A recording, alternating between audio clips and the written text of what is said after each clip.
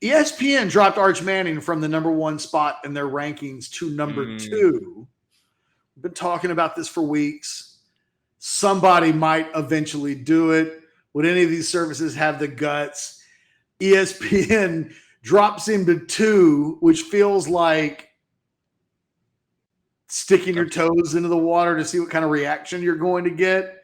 Your reaction, though, to Arch Manning no longer being the number one overall prospect for every rankings that exist in the world, which, there's only like 5 guys in the history of recruiting that have ever been number one for everybody. Thoughts on that?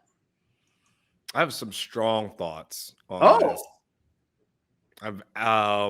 It's so funny you say this because I went to lunch and I vented about this type of thing.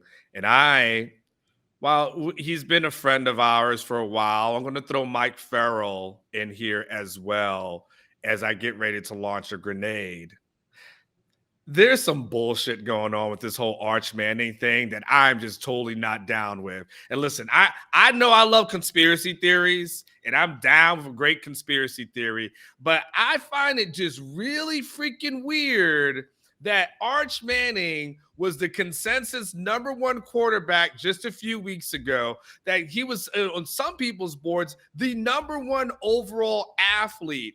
And then suddenly, the only thing that has changed in the last couple of weeks has been Arch Manning committing to the University of Texas, because Arch Manning don't go to camps. So he's not at a rivals camp where you could say that's a reason to knock him down. He's not at any other camps that he does anything. Maybe he goes to the Manning camp, which is, that's his family. So of course he's got to go. He's done nothing, has not played in any games, nothing. Everything, there's nothing that has literally changed in the entire offseason. Only thing that has changed is that he's committed to Texas.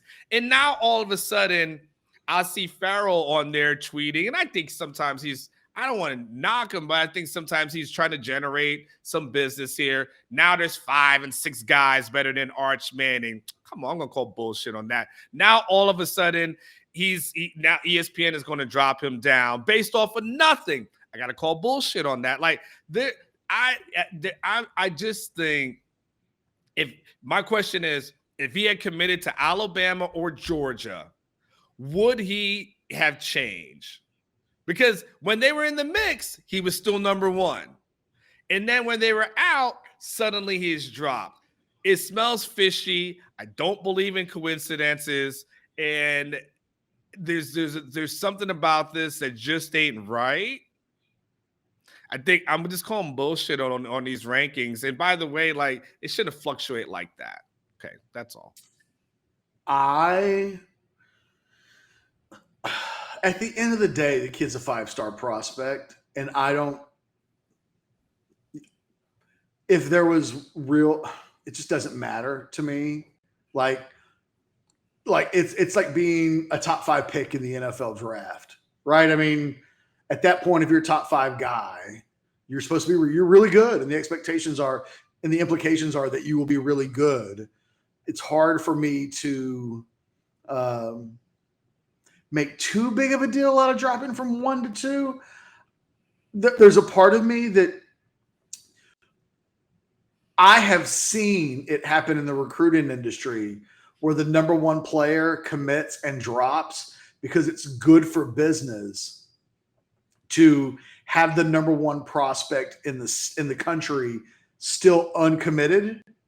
So you always want to dangle that carrot in front of consumers that the single most important guy is the guy that's uncommitted. And if you can, you follow that all the way to signing day so that you have something to sell in the recruiting industry.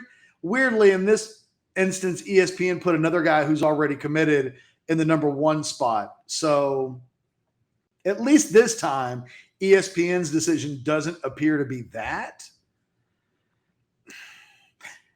If you liked, it's an indictment on the way you personally evaluate people if you're changing your number 1 overall guy and nothing has happened. because I think there's a little bit of the Jaden Blue thing happening right now where Arch is being punished. And punished is a strong word. He fell from 1 to 2. But this propaganda that we're seeing on War is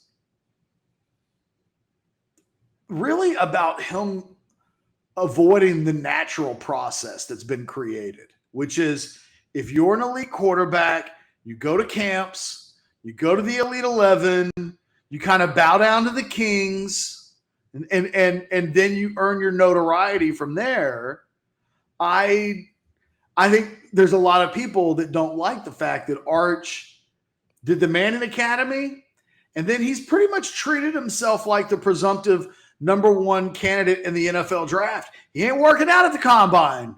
And remember, there was when that first happened, like it's the thing that everybody does now. But when it first happened, there was a lot of resentment from, oh, the guy's not going to work out at the combine. Maybe he shouldn't go number 1. Correct. And it's like, I think he a little bit bucks the system in this instance. And I think there's been some pushback on that nationally, that he didn't fill their content calendars, that, you know, he didn't help prop up somebody else's business, because the Elite 11 is a business with sponsors and all of that stuff. Yeah, my take on it slightly different, because I really question the motivation behind it all. If you go and see him play this season, you evaluate him in games, and then you say, you know what, we just think there's a better guy, I can respect that. The only thing that's happened in this instance is that Arch didn't play the recruiting industry dance. And that's where, from the recruiting end, fans are fans. To see industry guys a month ago claim Arch as the best thing since sliced bread, and then as soon as he commits to Texas, start complaining about like the crust on the bread, and, you know, maybe there's a better type of bread. It just feels a little dishonest and disingenuous. Oh, it's yeah. I like your words are nice. I like bullshit because that's what it is to me. Is bullshit. Like, you know, just give it. Just call what it is. There is no reason to drop this guy. Again, for people who were, you know, a year ago earlier, they were listing him as the number 1 overall guy, like as the number 1 in the class, like Quinn Ewers was. And yeah, okay, he didn't do the song and dance and of all these kind of things, because that's not how the family was built, or felt like that's what they wanted to do. So that's fine. But, you know, to drop him to do it, it shows that, 1, is disingenuous. I'll go to your word. 2, then I know how I can really trust your rankings. Like, what are you basing this on? Like, if you're basing it on nothing, then your rankings are arbitrary.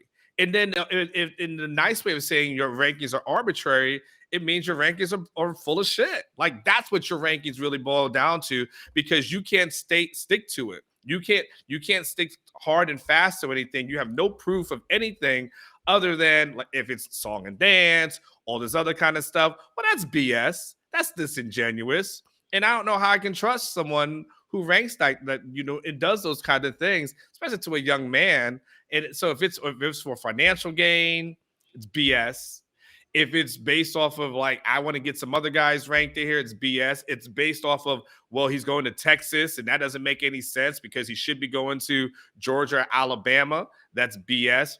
Either way, the treatment's BS. And, you know, I don't really have, you know, dogs in the fight, but I don't like seeing people get screwed over. And when I feel like someone's getting screwed over, and at the end of the day, it doesn't matter, to your point, he's still top 5. But having it taken away, the title taken away, your title stripped for no reason, at that point, I'm like, yo, dude, I hope you come here and do the damn thing and shove it up everyone's ass.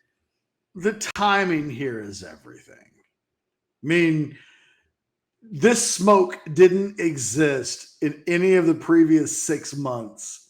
It literally popped up only after he committed to Texas. And I'm not a big recruiting conspiracy guy because, God, every fan base in the country thinks that the recruiting industry, even Alabama fans, think that the industry is against them.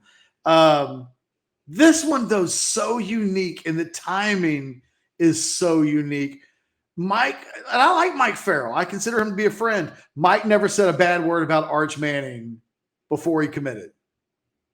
And I genuinely believe if the kid commits to Alabama or Georgia, that no one shakes the apple cart. I think there's a cottage industry in Texas being controversial. I mean, oh yeah, it just Texas is like hating Texas is a cottage industry. I think propping Texas up sometimes is a cottage industry. This is just the timing of this is so conspicuous that it's really hard to ignore. If we get to December, it's 5 months later, and they just tweak the list or change their minds a little, then then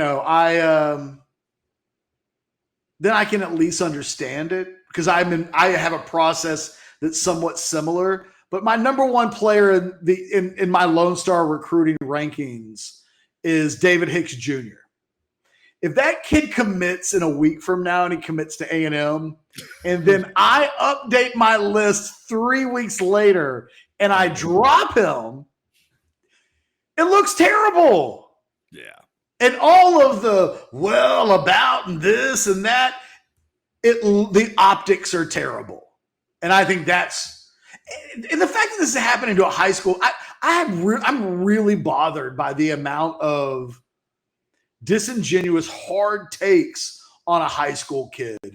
Shouldn't be happening, right? I mean, yeah.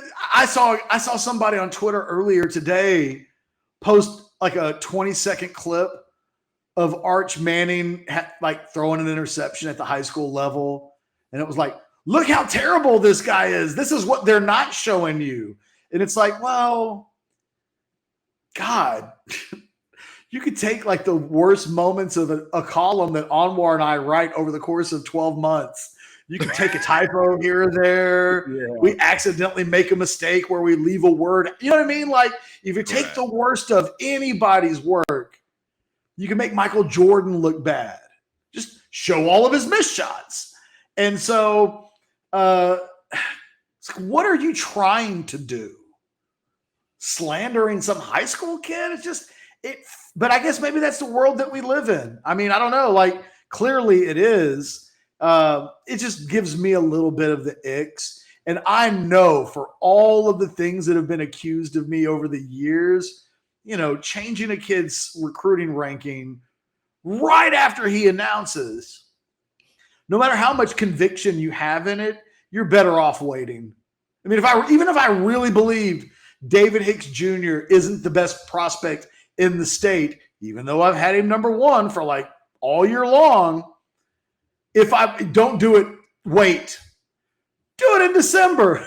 Like give yourself some room so that it doesn't look terrible. It just looks terrible right now. And if you're someone that doesn't believe in recruiting rankings, this would be adding gasoline to it because it feels very subjective, even more so than the subjectiveness that already exists. This feels like agendas are intertwined in this. And I don't know. Like I'm not usually conspiracy guy, but this one just smells bad.